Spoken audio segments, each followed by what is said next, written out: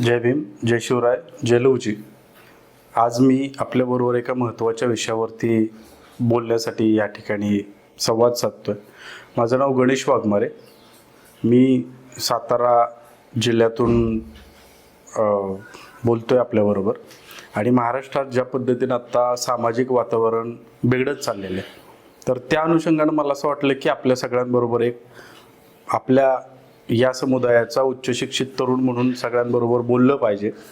आणि जे हे काय सामाजिक वातावरण बिघडतंय, सामाजिक स्वास्थ्य बिघडतंय, तर ते बिघडू नये यासाठी आपण थोडं लोकांना आव्हान केलं पाहिजे, बोललो पाहिजे.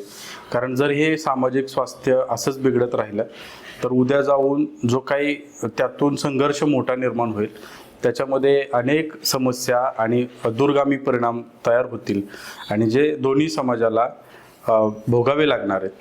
त्यामुळं मला असं वाटलं की तुम्हा सगळ्यांबरोबर मी हा संवाद साधावा. आणि त्यातली त्यात ज्या बाबासाहेबांचं नाव घेऊन आपण सामाजिक, राजकीय आणि शैक्षणिक प्रक्रियेमध्ये काम करत असतो. आज आरक्षण उपवर्गीकरणाच्या अनुषंगानं महाराष्ट्रामध्ये खूप मोठं रान पेटलेलं आहे. एक समूह आहे जो आरक्षणाच्या उपवर्गीकरणाच्या समर्थनार्थ बोलत आहे आणि सर्वोच्च न्यायालयानं 1 ऑगस्ट 2024ला जो 7 खंडपीठांनी निर्णय दिला, त्या आधारावरती तो समुदाय आरक्षण उपवर्गीकरणाच्या समर्थनार्थ बोलत आहे. आणि उपवर्गीकरण झालं पाहिजे असे काय समाज, त्या मातंग समाज आणि इतर जे काही समाज असतील त्यांची भूमिका आहे. तर दुसऱ्या बाजूनं आरक्षणाचं वर्गीकरण होऊ नये त्या अनुषंगानं एक समाज रस्त्यावरती त्या विरोधातली लढाई करत आहे. पण ही लढाई करत असताना आपण समजून घेतलं पाहिजे की भारतीय संविधानानं आपल्या सगळ्यांना अभिव्यक्ती स्वातंत्र्य दिलेलं आहे आणि प्रत्येकाला बोलण्याचा, लिहिण्याचा आणि व्यक्त होण्याचा, आंदोलनं, मोर्चे करण्याचाही लोकशाहीनं, संविधानानं तो अधिकार प्रत्येकाला दिलेला आहे. आणि ह्या दोन्ही समाजामध्ये आत्ता म्हणजे एका बाजूला महार आणि बौद्ध समाज आणि इतर तत्सम समाज जो आरक्षण उपवर्गीकरणाच्या विरोधात बोलत आहे, आणि दुसऱ्या बाजूला मातंग समाज, मांग समाज आणि त्याच्याबरोबर इतर तत्सम समाज 59 जातींमधला की जो आरक्षण उपवर्गीकरणाच्या समर्थनार्थ बोलत आहे.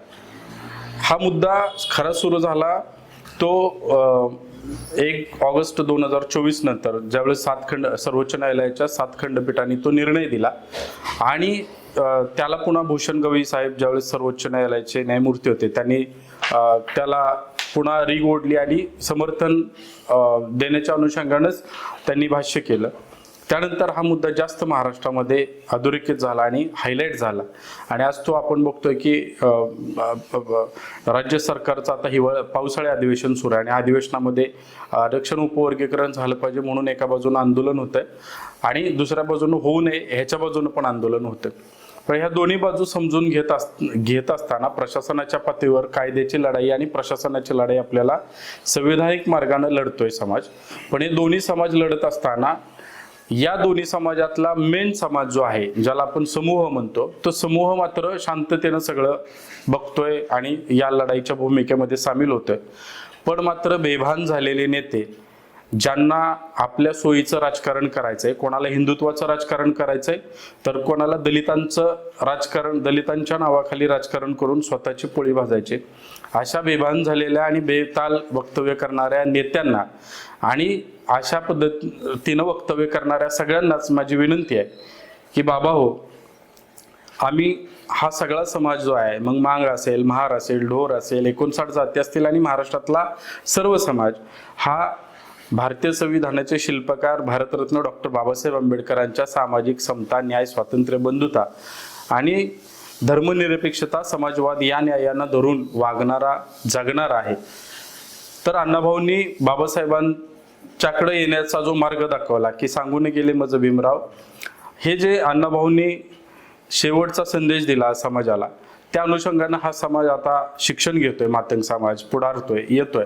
पण हे सगळं होत असताना आरक्षणाच्या भूमिकेवरती आता जे आपण वाद घालतोय आणि त्यातनं बाबासाहेब आंबेडकरांवरती खालच्या पातळीवरती टीका करणं, समाजावरती टीका करणं आणि दुसऱ्या बाजूला अण्णाभाऊ साठे असतील किंवा लहुजी साळवे असतील, म्हणजे आपण आपल्या भांडणामध्ये एवढ्या महामानवांना घेऊन आलेलो आहे आणि त्यांच्यावरती ज्या टीका व्हायला लागलेल्या आहेत त्या इतक्या खालच्या पातळीवर व्हायला लागलेल्या आहेत की गावकुसाबाहेरचे आपण दोन्ही समाज आज एकमेकाच्या विरोधात कसे उभे ठाकतो आहोत आणि त्याचा गावकुसाबाहेरचा गावगाड्यातल्या समाजावर काय परिणाम होतोय, राजकारणात तुमच्या माझ्या पुढच्या पिढीवर काय सामाजिक आर्थिक सगळ्याच गोष्टींना काय परिणाम होणार आहे ह्याची जरा जाणीव भान आहे का तुम्हाला?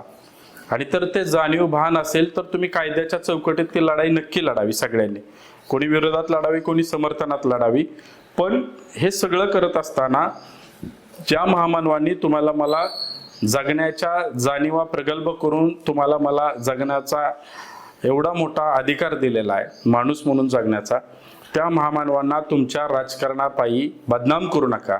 आणि दलित चळवळ आणि दलित राजकारण तुमच्या नेतृत्वाला संधी मिळेल म्हणून तेही भरकटू देऊ नका. बेभान झालेल्या नेत्यांनो आणि त्यांच्या कार्यकर्त्यांनो वेळीच सावध व्हा. आणि महामानवांचा अपमान करणं, त्यांच्यावरती चुकीच्या पद्धतीनं कमेंट करणं आणि सोशल मीडियावर तुमचा जो काही सुळसुळाट झालेला आहे तो तत्काळ बंद करा. आणि या दोन्ही समाजातलं समाज स्वास्थ्य बिघडणार नाही, महामानवांचा कुठेही अपमान होणार नाही याची काळजी मातंग समाजातल्या नेत्यांनी कार्यकर्त्यांनी आणि बौद्ध समाजातल्या नेत्यांनी कार्यकर्त्यांनी घ्यावी अशी विनंती करतो. आरक्षणाची लढाई कोणी विरोधात लढावी कोणी बाजूनं लढावी, तुम्हाला तो अधिकार आहे, आपल्या सगळ्यांना तो अधिकार आहे, ते त्या पातळीवरती लढू. पण आपल्यामुळं महामानवांच्या नावाला कुठेही गालबोट लागणार नाही, त्यांच्या नावाला कार्याला कुठेही बदनाम आपण करणार नाही याची काळजी समाजाचे सुज्ञ जबाबदार नेते कार्यकर्ते आणि समाज म्हणून आपण सगळ्यांनी घेऊयात एवढीच एक विनंती करण्यासाठी आज मी तुमच्याबरोबर हा संवाद साधला.